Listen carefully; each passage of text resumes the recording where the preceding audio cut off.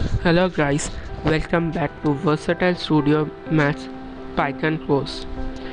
So for today we'll learn about variables and how to assign a value to a variable.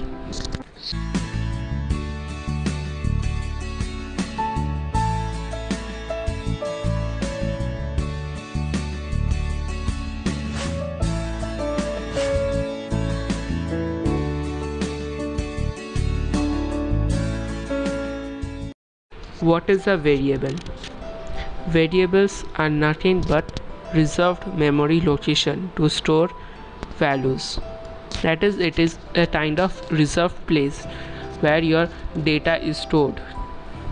It is not like memory where you store every data. It is stores some values only. That it is variable. This means that you create a variable, you reserve some space in memory. Yes, this is what I'm this is some space you are creating in memory where you will store your values. That is your name or some value, that this number 25. I think you have seen here. Wait a second, I'll show you. I've done it in the previous video where I've assigned something for the addition. See, in this program there are three variables, that is a, b and s. Then see that in a we are storing the value 3, in the variable b we are storing 5, and in the s variable we are storing the addition of a and b. So this a, b and s are three reserved space where values are stored. This is what is called a variable. Python has an advantage over other programming languages, that is, Python does not need explicit declaration to reserve memory space. That is, you will learn later in that in C or any other languages you have to first tell that it is either integer or float or string, etc. I'll tell you about it later in this course only. The declaration happens automatically when you assign a value to a variable. The equal sign is used to assign values to a variables. That is, I've already shown here. Here a equal, I mean this giving the equal sign to assign the value 3 to the variable a, same as I'm assigning value v to the variable b. We have some rules for naming a variable. You cannot just write any name for a variable. So first rule, a variable name must start with a letter or the underscore character. So what is the underscore character? So this is the underscore character. Underscore a such as. But if you write, see, this gives error. So what we have learned, a variable name must start with a letter or underscore character. You cannot give any other things, otherwise it will give error. A variable name cannot start with a number. I have shown it in the previous one only. A variable name can only contain alphanumeric characters and underscores. It means that it does not contain any special characters. Then give it like this, a1a equal to 5. See, it takes it as a variable, but you cannot give any special sign. It will give errors such as underscore and. See, there is an error. So we only must use alphanumeric characters, that is A to Z, capital A to capital Z, and small a to small z, and 0 and 9, and only underscore. These three are the only things available to you for naming a variable. Variable names are case sensitive. That is, it differentiates between small letter name and capital name. For example, in this, see here, S is in small, but if I write it in capital S, see, it gives error, name capital S is not defined. So it is case sensitive. That means it only recognizes the case, that is, it is in small or capital. So if you use somewhere small s and you later use it as capital S, you cannot do it. You have to make it remain same. Reserved words cannot be used naming the variables. In Python or any programming languages, there are some reserved words which have some function, such as this print. Print is a keyword which has a special function, that is printing. If you write, for example, if you write print equal to 5, wait a second, print equal to 5,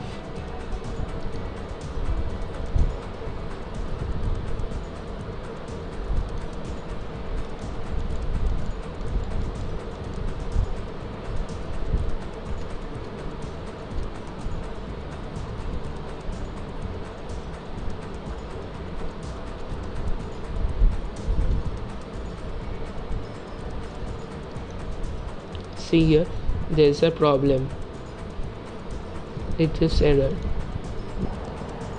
So these are the values, these are the names of variable naming. So next, assigning values to a variable. That means you assign a value to variables.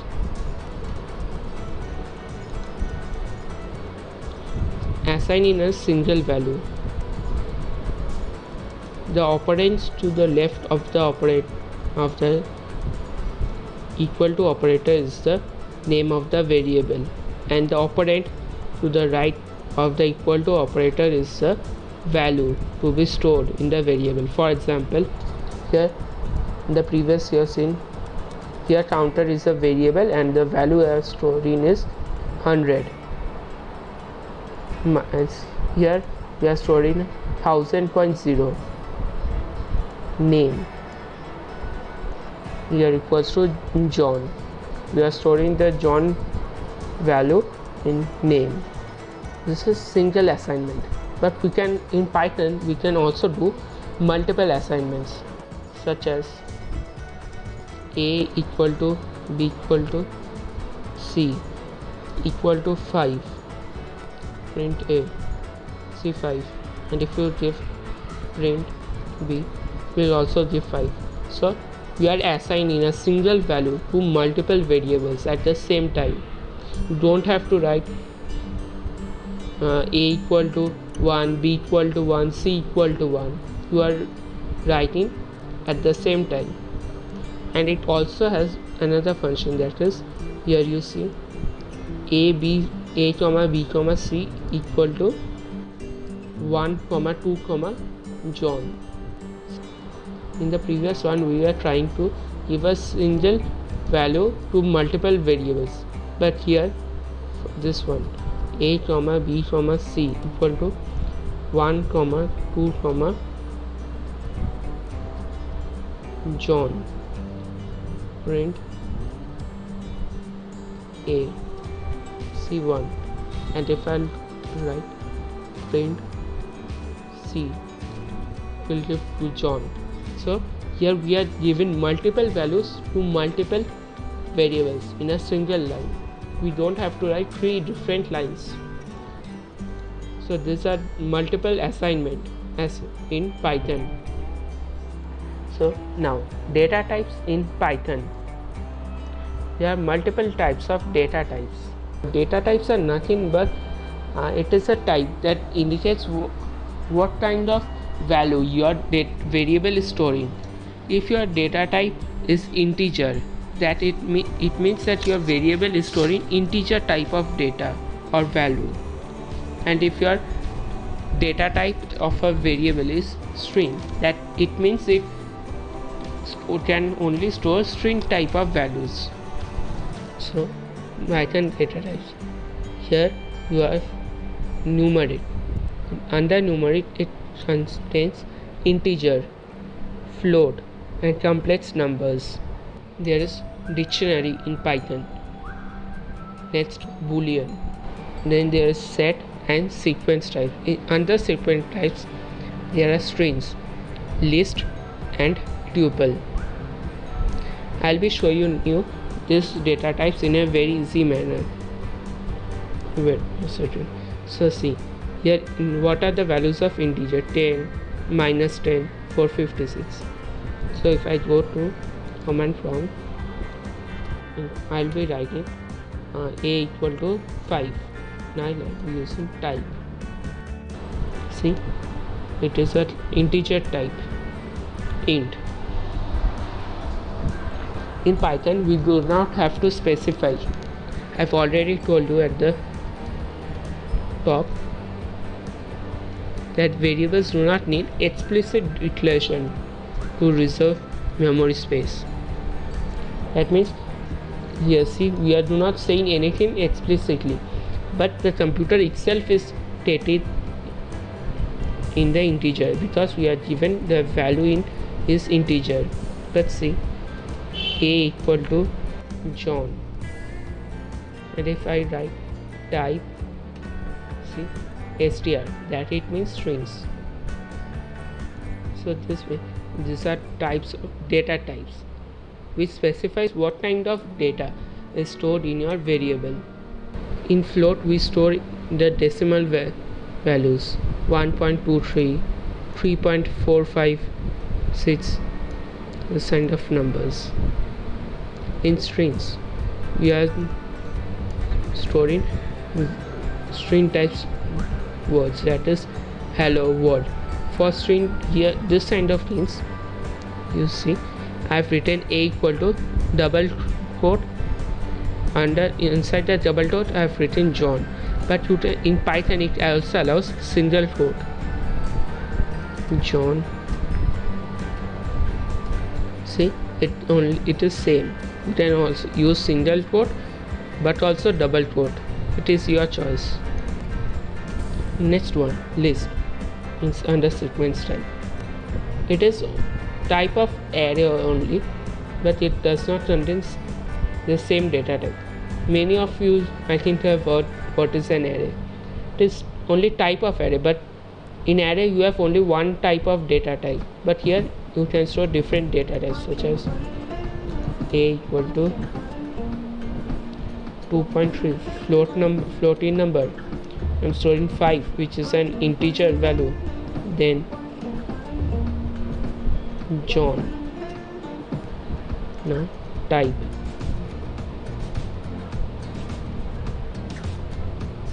See here it gives list. It is a list. Also same, a equal to, giving same values 2.3, 5, John. See, the values are also same, but only the bracket is difference. But this one is a tuple. I'll be telling the difference between list, tuple, dictionary, set later in the course, but for now learn that for list it is the third bracket, for tuple it is second bracket. Next, dictionary.